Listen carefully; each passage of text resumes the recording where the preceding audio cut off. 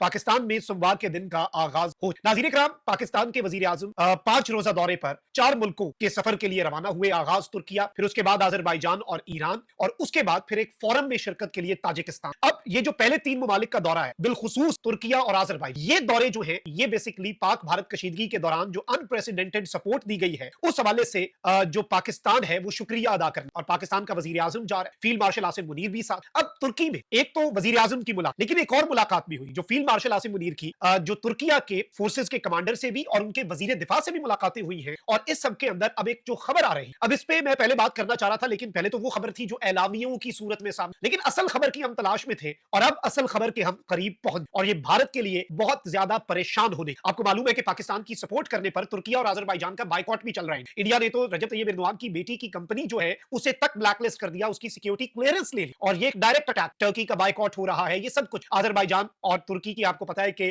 Tourism की industry बहुत बड़ी, तो वो अपनी फ्लाइट्स जो है और अपने पैकेजेस जो है इंडियंस कैंप करवा रहे हैं। ऑल्दो इन दोनों मुल्कों ने कहा कि भाई दोस्ती में हम ये चीजें नहीं देखते, नफा नुकसान नहीं देखते। अब जो हुआ है वो बड़ा इंटरेस्टिंग है। देखिए, इन चीजों से, भारत के बाइकॉट से ये ताल्लुक जो है ये मजीद मजबूत हुआ है, कमजोर नहीं। और रजब तैयब एर्दोगान ने अपनी कैबिनेट से खिताब में कह दिया कि पाकिस्तान के बुरे वक्त के दोस्त भी है और अच्छे वक्त के दोस्त भी है, सिर्फ अच्छे वक्त के साथ ही नहीं। अब सबसे इंपॉर्टेंट चीज तो नाज़रीन इकराम ये हुई है कि फील्ड मार्शल सैयद आसिम मुनीर ने तुर्क वजीर दिफा याशार गोलर से मुलाकात की, जिसमें दोनों ममालिक के दरमियान दिफाई ताउन और अस्करी ताल्लुकात पर तबादला ख्याल। तुर्क मीडिया के मुताबिक फील्ड मार्शल आसिम मुनीर के साथ मुलाकात में तुर्किश लैंड फोर्सेस के कमांडर जनरल स्लिक बार कतार ओलो जो है वो भी शरीक हुए। इससे कबल जनरल बार कतार ओलो और जनरल आसिम मुनीर के दरमियान अलहदा दो तरफा मुलाकात, जिसमें बामी दिफाई इश्तराक और अस्करी रवाबित को फरोग देने पर बात। तुर्किया की वजारत दिफा ने अपने सरकारी बयान में पाकिस्तान को बरादर मुल्क करार देते हुए दोनों ममालिक के ताल्लुकात को तारीखी और स्ट्रेटेजिक अहमियत का हामिल करार दिया। ख्याल रहे कि वजीर आजम और आर्मी चीफ जो है वो जब तुर्की गए तो अब इस सब के अंदर एक और बड़ी इंपॉर्टेंट, वजीर आजम ने इस्तांबुल में तुर्क सदर रजब तैयब एर्दोगान से जो मुलाकात की, इस्तांबुल में होने वाली मुलाकात बहुत ही खुशगवार माहौल में हुई, जिसमें पाकिस्तान और तुर्किया के दरमियान गहरी तारीखी और बरादराना ताल्लुकात का इयादा किया गया। वजीर आजम ने जनूबी एशिया में हालिया बहरान के दौरान हिमायत पर तुर्किया की हुकूमत और आवाम का शुक्रिया अदा किया और कहा कि दोनों कौमों के दरमियान रिश्ता बहुत मजबूत है। उन्होंने तुर्किया के असूली मौकफ और पाकिस्तान के लिए तुर्क अवाम की हिमायत को सराहा और कहा कि यह हिमायत पाकिस्तान के लिए तस्कीन का बाइस बनी। अब इस सब के अंदर वजीर आजम ने पाकिस्तानी मुसल्लह अफवाज के हौसले और कुर्बानी के जज्बे और पाकिस्तानी अवाम के जज्बा हुब्बुल वतनी का जिक्र भी किया, और इस सब के अंदर ये एक बहुत इंपॉर्टेंट डेवलपमेंट। वहीं दूसरी जानिब आपको मालूम है कि रजब तैयब एर्दोगान जो है उन्होंने इससे पहले ही ये स्टेटमेंट दे दी हुई थी कि तुर्किया पाकिस्तानी कौम के साथ है और बुरे दिनों में हर मौके पर खड़ा रहे। अब नाज़रीन इकराम, एक फ्रंटियर पोस्ट है, उसकी बेसिकली खबर आई है, ये बड़ी इंपॉर्टेंट। अब नाज़रीन इकराम, आलमी जरीदा है और ये है फर्स्ट पोस्ट। अब इसकी तरफ से एक खबर जारी है, इस खबर को आप मिला के देखें, जो अभी हालिया ये दौरा है तुर्किया का और इसमें मुलाकातों से। अब फर्स्ट पोस्ट की खबर है कि Pakistan upgrading nuclear arms, Pakistan अपने एटमी हथियारों को भी अपग्रेड कर रहा है। Getting tech for weapons of mass destruction, भरपूर किस्म की बर्बादी के जो वेपन, सख्त तरीन वेपन जो है उसके लिए पाकिस्तान टेक्नोलॉजी किससे ले रहा है? चाइना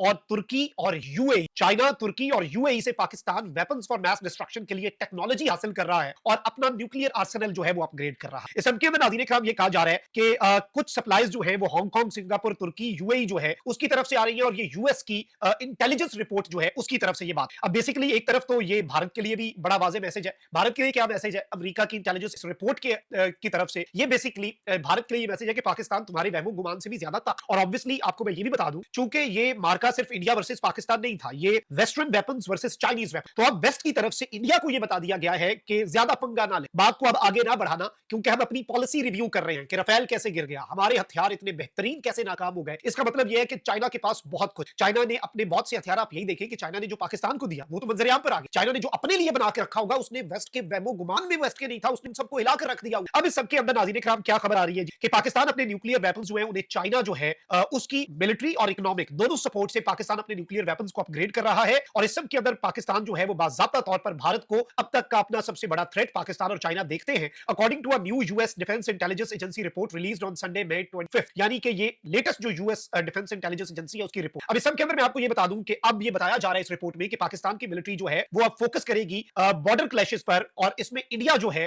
उसके साथ पाकिस्तान की मिलिट्री जो है वो मत्था मजीद लगाएगी इन द कमिंग डेज, और अगले साल के अंदर कमिंग ईयर जो है उसमें पाकिस्तान अपना न्यूक्लियर आर्सेनल जो है अपग्रेड करे। अब रिपोर्ट के एग्जैक्ट अल्फाज ये हैं कि Pakistan is modernising it's nuclear Arsenal and maintaining the security of its nuclear materials and nuclear command and control, यानी पाकिस्तान ना सिर्फ अपने न्यूक्लियर आर्सेनल को आगे लेके जा रहा है बल्कि अपने न्यूक्लियर मटेरियल और जो कमांड एंड कंट्रोल है पाकिस्तान का, एसपीडी आपको पता है कि स्ट्रेटेजिक प्लानिंग डिवीजन, ये एक स्पेशल फोर्स है, फुल फ्लेज, एक लेफ्टिनेंट जनरल इसकी सरबराही करता है। ये बहुत इंपॉर्टेंट पोजीशन होती है एसपीडी की, और इस हालिया क्लैश में भी और आम दिनों में भी पाकिस्तान के एटमी असासों को महफूज बनाने के लिए जितना बेहतरीन काम करती है आपको अंदाजा भी नहीं है। और इस सब में जो अहम तरीन चीज है वो ये, अमेरिका की डिफेंस इंटेलिजेंस रिपोर्ट भी कह रही है कि पाकिस्तान पाकिस्तान अपना न्यूक्लियर आर्सेनल तो बेहतरीन कर रहा है चाइना की मदद से और उसे रिवैप कर रहा है और अपनी ताकत बढ़ाता जा रहा है, लेकिन पाकिस्तान जो है वो अपनी सिक्योरिटी जो है मटेरियल की और न्यूक्लियर कमांड एंड कंट्रोल की उसे भी जारी रखे। Pakistan almost certainly procures WMD applicable goods from foreign suppliers and intermediate, यानी इन्होंने ये कहा है कि पाकिस्तान जो है वो बाज़ाब्ता तौर पे चीजें ले भी रहा है और इसके अंदर जिन मुल्कों का कहा गया है वो ये टेक्नोलॉजी जो हासिल कर रहा है बेसिक चाइना और तुर्की से और बाकी यूएई जो है उससे भी कुछ ना कुछ पाकिस्तान को मिल रहा है। अब ये जो सूरत हाल है ये बड़ी इंटरेस्टिंग और इसे अगर आप एक ब्रॉडर पर्सपेक्टिव में देखें, एक जानिब तो पाकिस्तान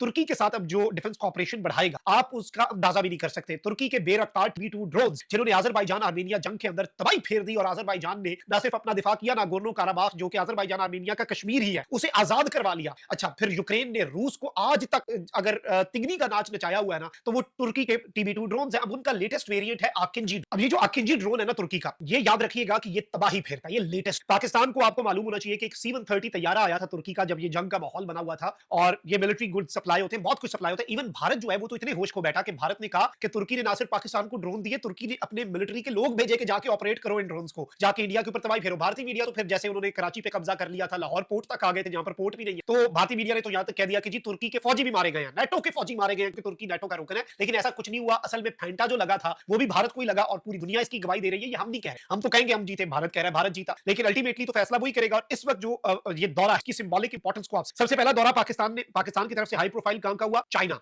डिप्टी प्राइम मिनिस्टर और वजीर खारजा जो है वो वहां पर गए। अच्छा, फिर पूरी दुनिया ने इस पर यही खबर चलाई कि अमेरिका की छाप है इस सीज़फायर पर, लेकिन पाकिस्तान ने ये पहला बैरून मुल्क हाई प्रोफाइल दौरा चीन का करके ये वाजे कर दिया कि पाकिस्तान चाइना के साथ ज्यादा कमिटेड। चाइना ब्लॉक से पाकिस्तान सज्जे खब्बे 1 इंच भी इधर उधर नहीं, उसी के अंदर पाकिस्तान मौजूद। और इसके साथ अब तुर्किया और अजरबैजान के दौरे का भी मकसद ये है कि पहले तो उन मुल्कों का शुक्रिया अदा किया जाए जिन्होंने हमारी सपोर्ट, जिन्होंने आउट ऑफ द भारत के पास इस वक्त कोई ऐसा मुल्क नहीं है जिसके हवाले से भारत कह सके कि और ऐसे भारत के साथ बड़ा बुरा हो। ये ऐसे है, आप इसे एक छोटा सा अपने जाती मसले के तौर पर और इसे समझने की कोशिश करें इंडिया की पोजीशन। आपकी किसी से लड़ाई हो जाए, अब वो बंदा अपने 4-5 बंदे ले आए लड़ने के लिए, आप भी अपने 4-5 बंदे ले जाए लड़ने के लिए। अब उसके साथ जो बंदे हैं वो तो आपका सर फाड़ने के लिए तैयार हो और वो कहें कि हम चढ़ दौड़ेंगे, जो तुम कहते हो हम तुम्हारे साथ हैं। लेकिन आपके साथ जो बंदे लड़ने के लिए आए हैं वो लड़ने के बजाय क्या करें, वो लड़ने के बजाय कहें कि जी सुलह कर लो, हम तो दोनों साइड्स में हैं, तो आप तनहा हो जाते। आपकी साइड पे जिन पर आप एक्सपेक्ट कर रहे थे कि वो आपकी साइड पे होंगे वो तो साइड पे आ गए, उन्होंने कहा सालसी करा देंगे, बाकी हम कुछ नहीं करेंगे, हम सुलह कराएंगे। तो फिर लड़ाई तो ना हुई। अब भारत तो इस वक्त तनहा हो गया, भारत वेस्ट फेयर लाई कर रहा था और उन्होंने टाइमिंग देखी पहलगाम के लिए कि जी सऊदिया, वाह भाई वाह, सऊदिया में मोदी होगा, JD वैंस अमेरिकी नायब सदर इंडिया में होगा, हम ये हमला करेंगे, इसे खबर ज्यादा मिलेगी, दुनिया में हमें जवाब मिल जाएगा। बेड़ा गर्क होकर रह गया, सिफारती ताकत का कॉन्सेप्ट जो एक इंडिया का बन रहा था वो उड़ गया,